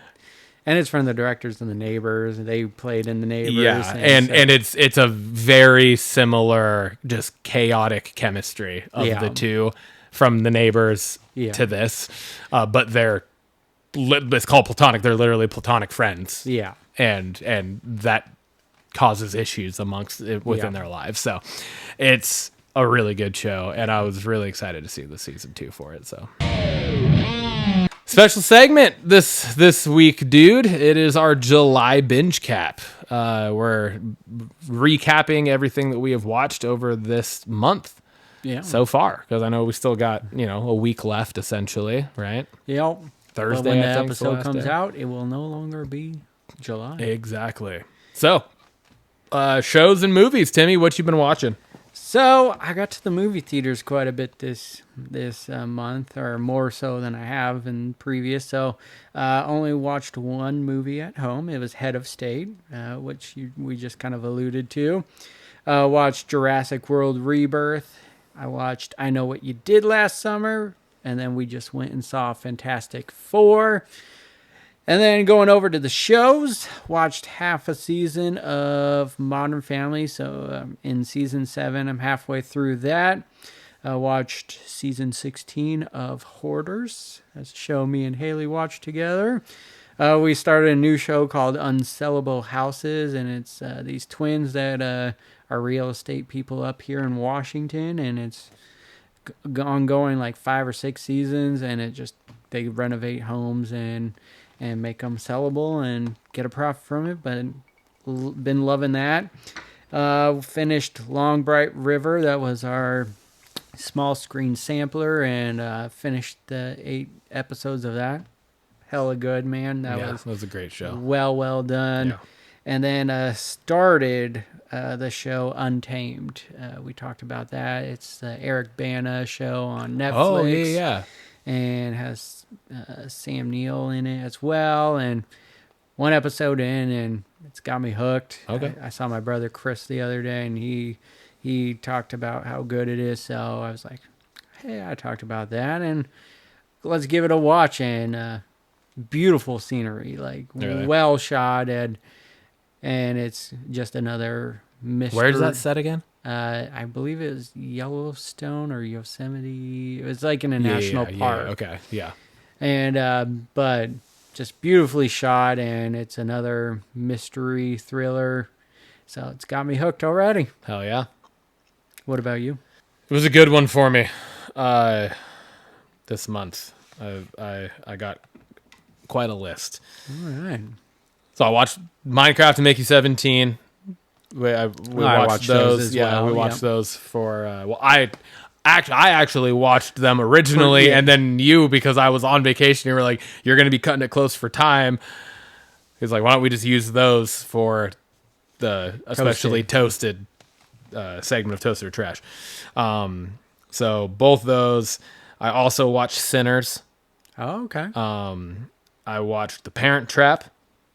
I watched Heads of State. I also made it to the theater outside of us going and seeing Fantastic Four. But I saw 28 Years Later. I talked about that last week a little bit. Mm-hmm. I watched Happy Gilmore 2. I wanted to watch that today. I didn't get to it. I have once again watched Sing 1 and 2 and Shrek 1 through 3. It's going to be on your rotatos. I watched Three Ninjas High Noon at Mega Mountain in honor of Hulk Hogan. Hulk Hogan. I also watched Little Nicky Okay. in honor of Ozzy. Watched Frozen. Okay. His daughter's coming into play here. A few times, yes. And I wish she would be a little more open-minded on what we're watching. Maybe change it up a little bit. And then we made it to the theaters yesterday to watch the new Fantastic Four movie. Damn, you got a lot of movies in. Yeah, that was what 1, 2, 3, 4, 5, 6, 7, 8, 9, 10, 11, 12, 13, 14, 15, 16 movies I watched this month. What was your favorite movie out of those? Oh, I mean, fuck, dude, Fantastic Four. Yeah. Yeah. Yeah. I mean, and that is saying something, because I mean, yes, Fantastic Four is absolutely fantastic. But I thought Sinners was fantastic. Minecraft was amazing. I thought Heads of State was really good. Happy Gilmore 2 was awesome. 28 Years Later was amazing. So I mean, that's saying something, you know. I saw a lot of toasted month. I gotta say, I know what you did last summer. It did a very good job. Yeah, I'm excited to see that. It did not do what I feared it would do with Scream, like how I was talking about in the trailer, where I was like, okay, they're redoing the too movie. Much. Yeah, they did it well done. Well done. Bravo. Good. Highly recommend it. Moving on to series, I started and finished The Better Sister. Oh, yeah. On Prime. Yep. I started and finished Long Bright River as well. Fantastic show. Did you finish it? Yes. Okay. Yep. Started and finished. I mean, we were last week's episode. You were almost done. We only had 2 episodes left. So yeah, we finished it. Probably either that night or Sunday night. Lindsay was like, "What the fuck?" She's like, "This show is the best show I've ever watched, and now we have nothing to watch." I was like, "I'll find us something." I started and finished Stick. Okay. On Apple Plus also. The Owen Wilson one. Fantastic. Really good. Oh my God. Amazing. It was really, really good. And I've heard, because I've never watched Ted Lasso. Yeah. Which is one that's on my list. I need to start watching, and I want to, and especially now that I watch Stick, because from people that I've heard things from about Stick that have watched both, primarily my coworkers, they've said that like Stick is essentially, it's like Ted Lasso for golf. Oh, okay. Is kind of how they've like described All it. right. I'm in. It's really good. Yeah. It's really good. Mark Maron's in it, and he might be my favorite part of the show. Oh, really? He's fucking awesome and hilarious. But yeah, so it was great. And then I started Tires on Netflix, the Shane Gillis comedy show. Yeah. They work at like a Les Schwab type tire shop. Yeah. I've only watched the first episode, but it's funny so far. So I'm gonna stick to it at least a few more episodes and see how I'm feeling with it. Nice. But yeah, dude. Hella big binge cap for you. Yeah, You need to get on your level. It was a good one this month. All right, I added another little tidbit onto our special segment. I'm calling it Marvel Madness. Straight up, spoiler alert. We are talking about Fantastic Four First Steps. Spoiler alert. Marvel Madness, Phase 6 of the MCU has officially begun with the premiere of Fantastic Four First Steps. It is the final phase of the multiverse saga, and we went and saw it yesterday. We saw it in theaters, and yeah, just want to do a little review and discussion. So just first off, first point I throw up here is just like the movie in and of itself. What'd you think, dude? Because we didn't really talk about it. Like we usually don't. We usually save it for the show when we see stuff. So, dude, the movie it lived up to the hype, man. This has been a long time coming for the MCU. People have been wanting it, but also had it hasn't had the best history with it. I enjoyed the first two movies. I enjoy. I mean, and I would go as far as to say like, I enjoyed the watch of the 2015 remake. Yeah. But I also understand why it was critically and financially panned. And just everything. There's wasn't so much good, stuff but behind the scenes still just too. enjoy watching the film.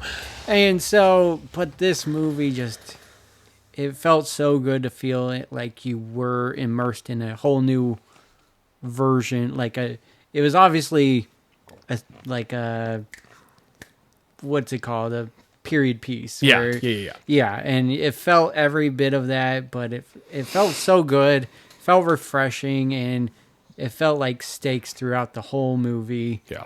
It wasn't your typical origin story either. They skipped past that, but also alluded to it. Yeah. And so they got right into it, and then seeing Galactus just on screen. Oh my God, dude. Was incredible. It was true to his character, and he was massive, and it was every bit of it.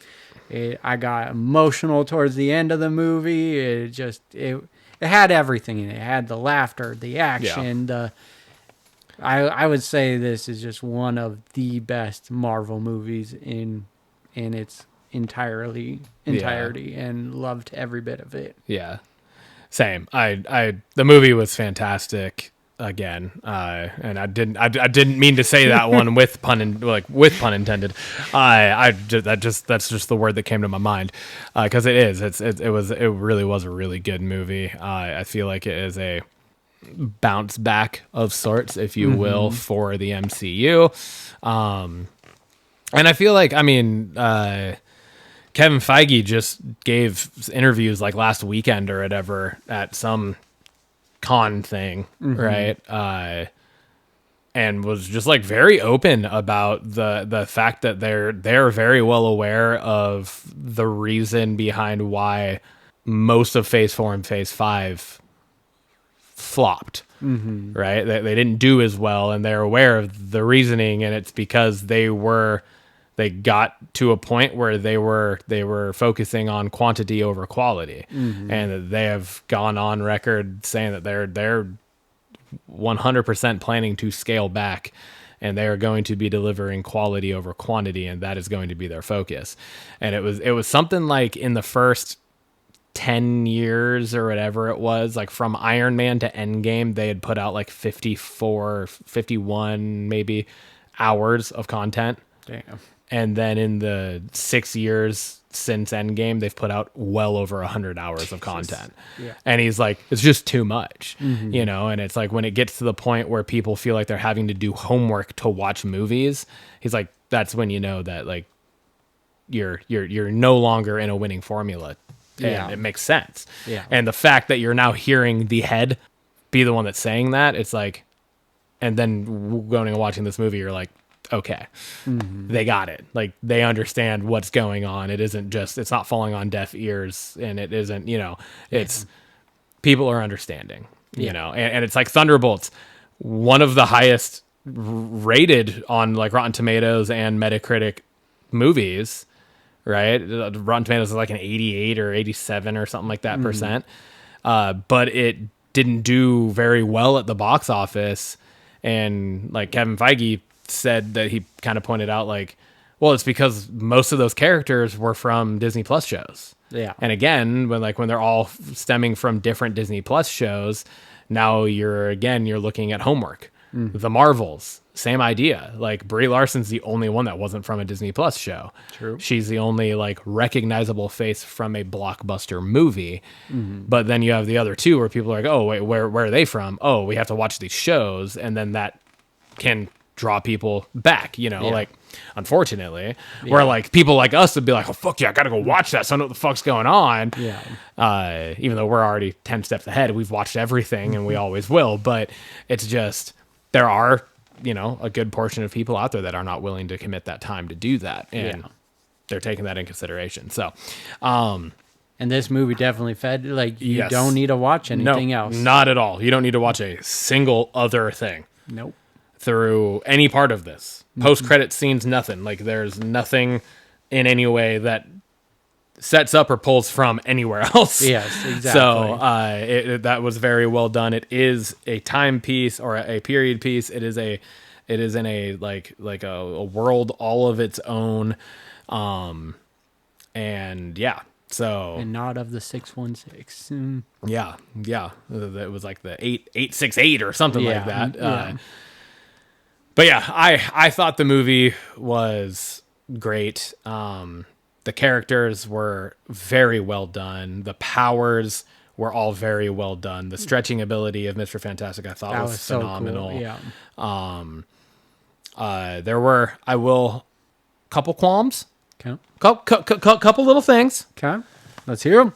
And I think the qualm of this is really going to just stem from, for me, because I don't usually care about these types of things, because like, I don't know, I feel like I might, maybe you and me both probably are probably a little more understanding when it comes to the technological difficulties of making things look perfect. So like, when things don't necessarily look perfect, I can let that slide. Yeah. Where a lot of people can't. And so like, Ant-Man and the Wasp Quantumania was like fucking panned because of terrible CGI and stuff like that. I don't know why then this movie is being like hailed for everything when the thing holding Franklin Richards was it wasn't good. Yeah. Now, did it bother me? Did it take me out of it? No, because I'm not a lunatic, but I also am just kind of like, all right, so I haven't read anything about that. Yeah. But that was what Ant-Man and the Wasp Quantumania was like, fully ripped apart. I never even thought twice. I know. I didn't see anything in that movie that I thought was weird. Like, this was like very obvious to me that I was like, why do they not have Johnny Storm? Why do they not? Why does it have to be Ben Grimm's character? Why does it have to be the Thing carrying the baby? Yeah. Why is it the CGI character holding the baby? You could have simply gotten the same thing out of just having Johnny Storm do it. Yeah. But again, it didn't ruin the movie for me. No, 100%. But I'm just like making those comparisons to like, that was obvious. Like, that was very obvious to me. Nothing in Ant-Man was obvious to me, but that shit was ripped apart, and this one's like the opposite, and I'm just like, what? So that was one thing. I think the actual biggest issue, it's an issue that I had with the final fight, but there's also something that I really, really, really liked about how that final fight went. Okay. So the issue I had with it was, you see the moment in Galactus's ship with Silver Surfer, Shalal Ball, when she questions him, and then he literally just like does like a little thing with his fingers and just just fucking traps her, right? Yeah. Like it's like a fucking Darth Vader chokehold type thing almost, right? But with just a very easy just wisp of his finger. Where was any of that? Yeah, I get what you're saying. When like, and I mean, maybe it's his ship. Maybe he needs to be attached to everything in order to have some of those abilities. Maybe, I don't know. Yeah. But it just seemed weird to me that wasn't like, nothing about that was addressed. And then it's like we see him use these powers here. And maybe it's because she's his herald and she like sacrificed herself, and now she is like essentially his slave of sorts. Yeah. So maybe he has that hold over her, and it's not a universal thing. But that's like the one thing that kind of, if anything, took me out of anything. It was that, because I was like, well, he doesn't seem to really be doing like that same type of thing here, and then they just didn't address it, I guess. Yeah. It's like, had it been addressed that it was like he could do that because of this, and that's not the case here, then I'd be, all right, cool. Yeah. But yeah, I think that was one thing. The thing that I really liked, though, which I thought was super comic book, and also like offers up the ability of future use, is they didn't defeat Galactus. No. They just band-aided it. Yeah. They teleported him to the end of space. Yeah. Right? And where they said he'll be stranded. Take years and millions of years to find them or whatever. Yeah. Cool. I like that, because Galactus is still there. You know, it wasn't like we've gotten with a few of the other, are supposed to be like big bads in the comics, and then it's like a one movie arc. Yeah. That was one thing that I was worried about with this being Galactus. Yeah. I was just like, Galactus is too fucking big to be a single movie arc. And like in the comics and everything, because I mean, he's an X-Men foe, like he's just a Marvel villain, right? He isn't just Fantastic Four. He isn't just one of these, right? Yeah. He is a all-around Marvel villain. He's interacted with pretty much every Marvel hero that there is in the comics, right? Yeah. So I liked that it was like, that's how they did it, and you get that in one movie arc, villain to kind of anti-hero turn of Silver Surfer. Also. Yeah. Where, like, again, didn't kill Galactus, but just didn't helped not let Galactus eat this world for no reason. Yeah. Right? No, agreed. And she just fucking power punches him straight in the chest and knocks him and her through the portal. So, like, sacrificed herself again, right? So I don't know. I thought that whole thing was really cool. I thought it was really well done. And I also liked that, how was it, Ben? I think it was the Thing, was the one that was like, do we know where he's coming from? No.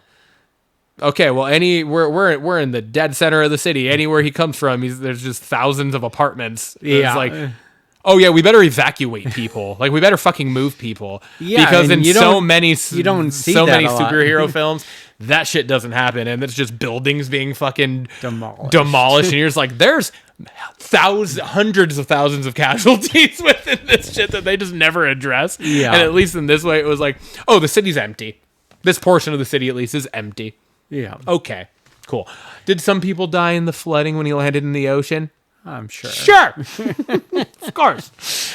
But they did what they could. They saved... That's a good call. I thought about it when we were watching saved it. the population that was at the epicenter of where the fight was going to happen. And I mean, you're talking all the way back to the fucking Power Rangers and the Megazord fighting shit way back in the TV show in the 90s. Like, there were always just buildings and shit being destroyed. And you're just like, what about the people you're supposed to be saving? They had no warning.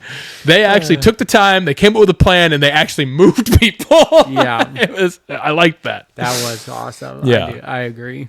All right, so comparing it to previous iterations. I think it's the best. Easily. It's the best one, but I mean, Easily, yeah. Yeah, it's the best one. What do you think about, like, casting? I think the cast was great. And compared to previous iterations.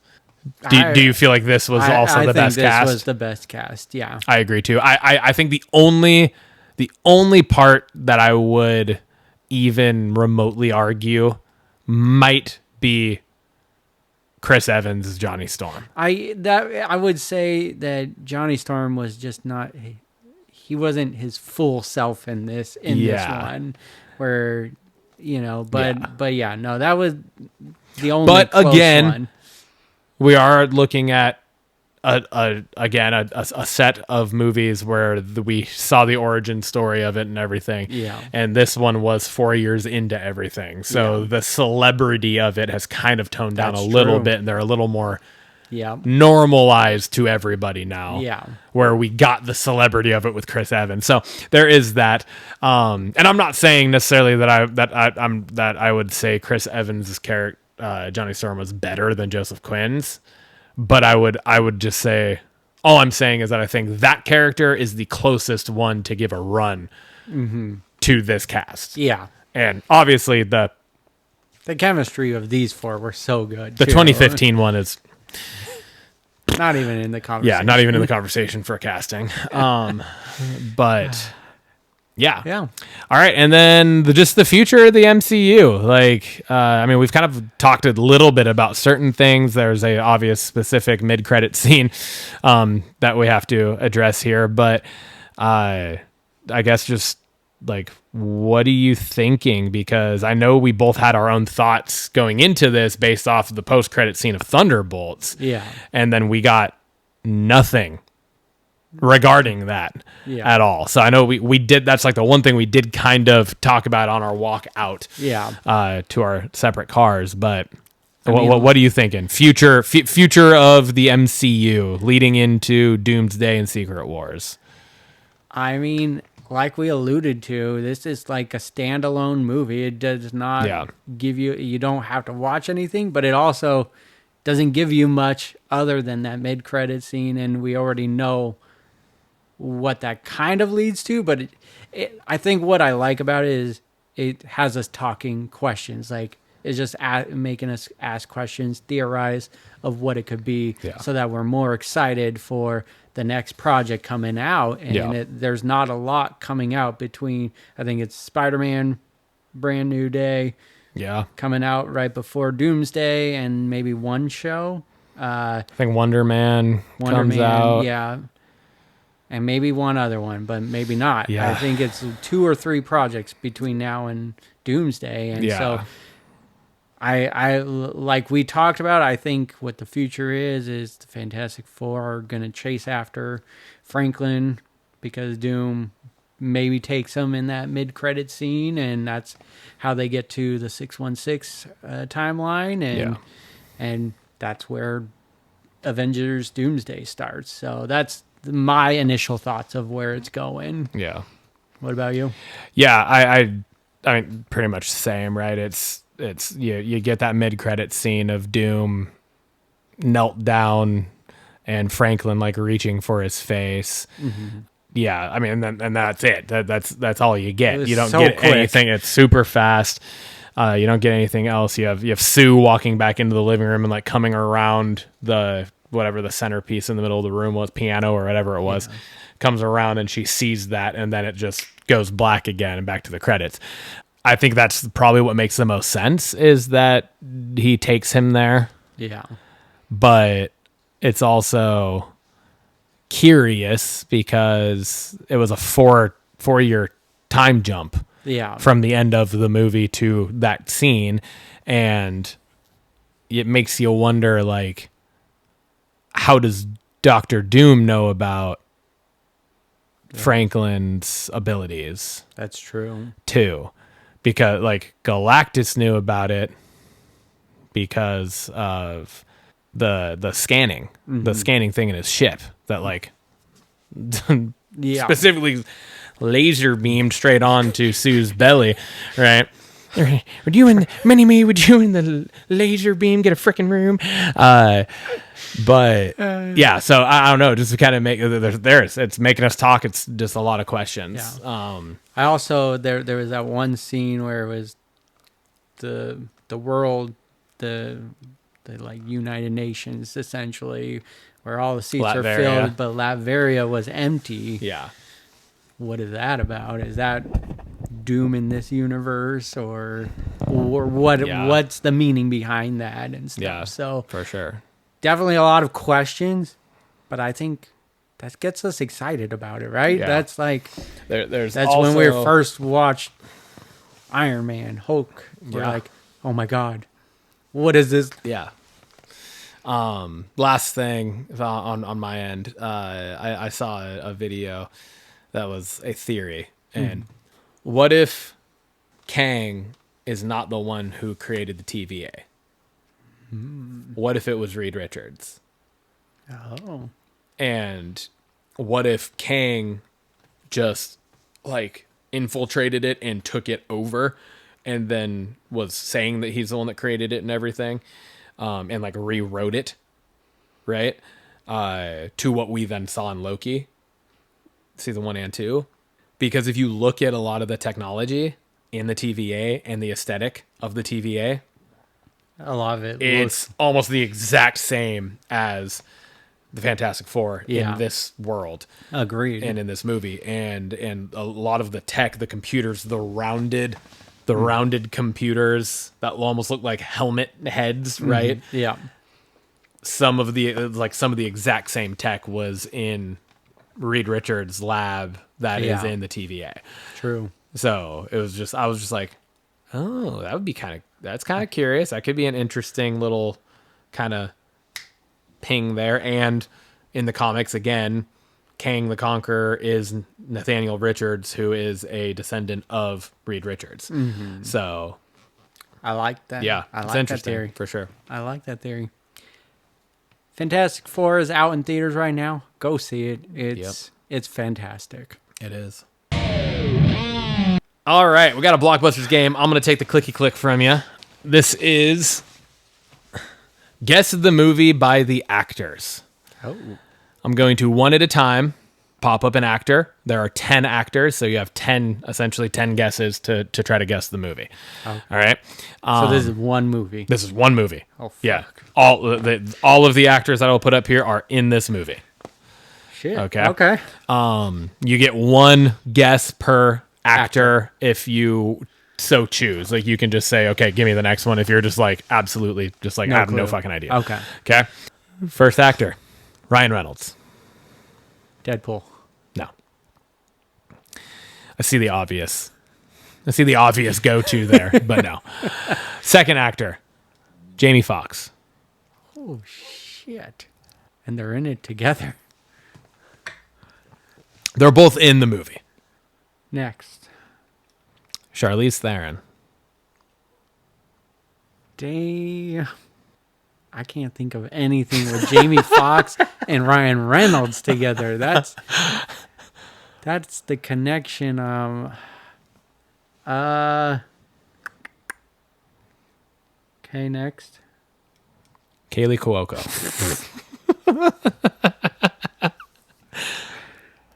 This is a movie? This is a movie, and I will tell you that 3 of the 4 that I've put up here so far are smaller parts within this movie. One of them is one of the main characters. Okay. One of the more main characters, I guess. Nah, one of the main characters. Yeah. Yeah. Ray. No. Okay. Amanda Seyfried.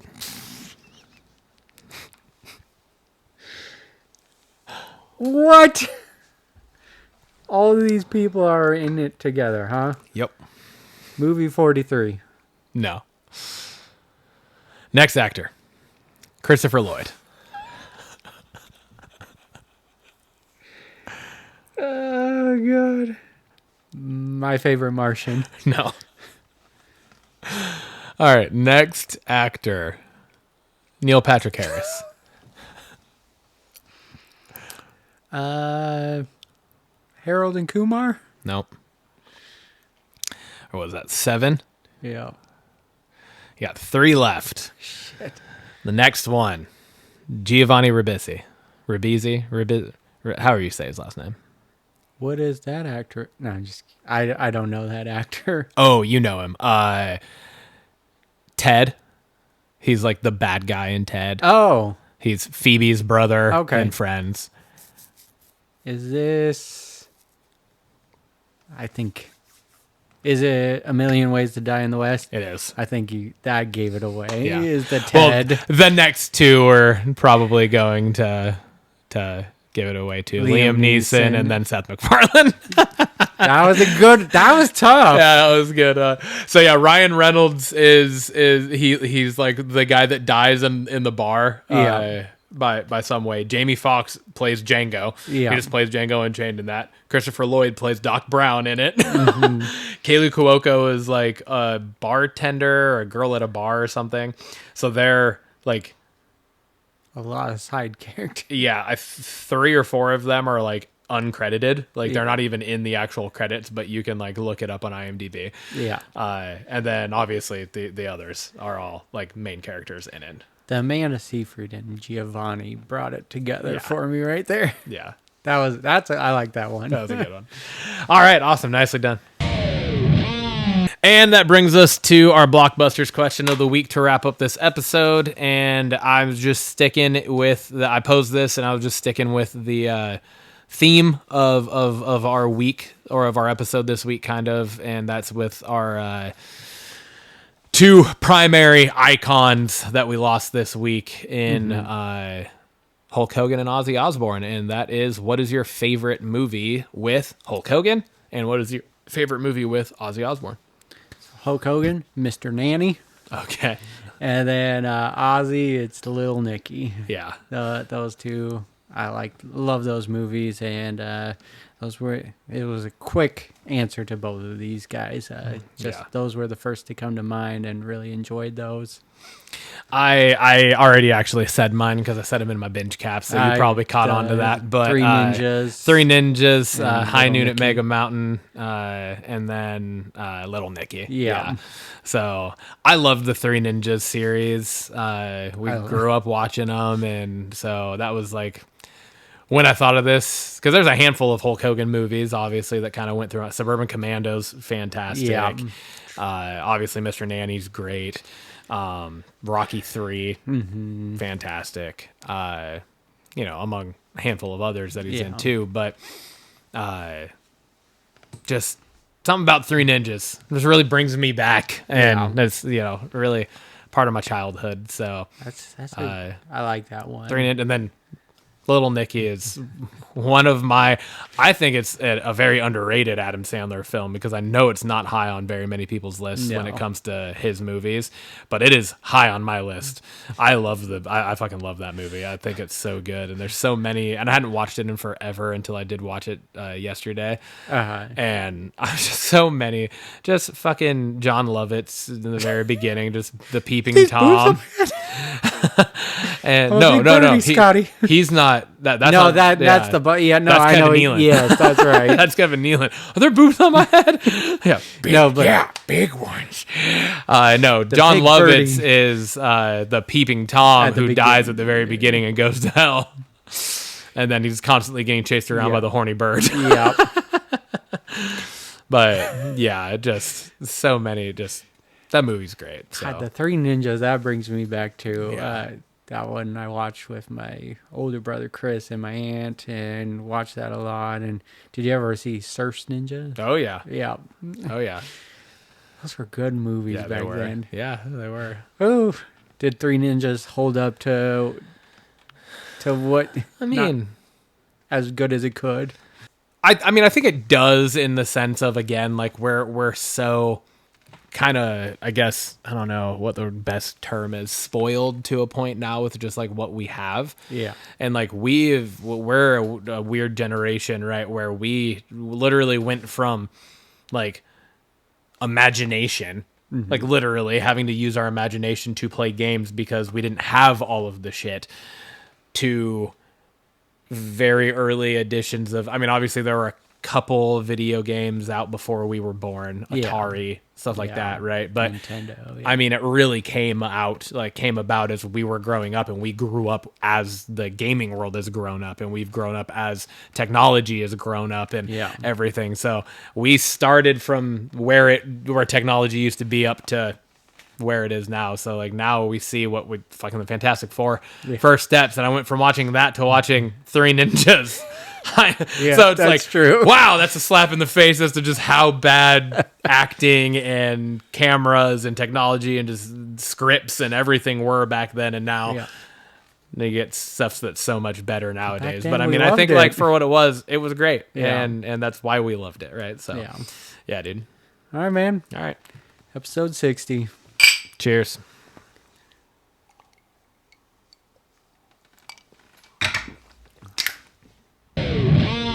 Let's fucking go.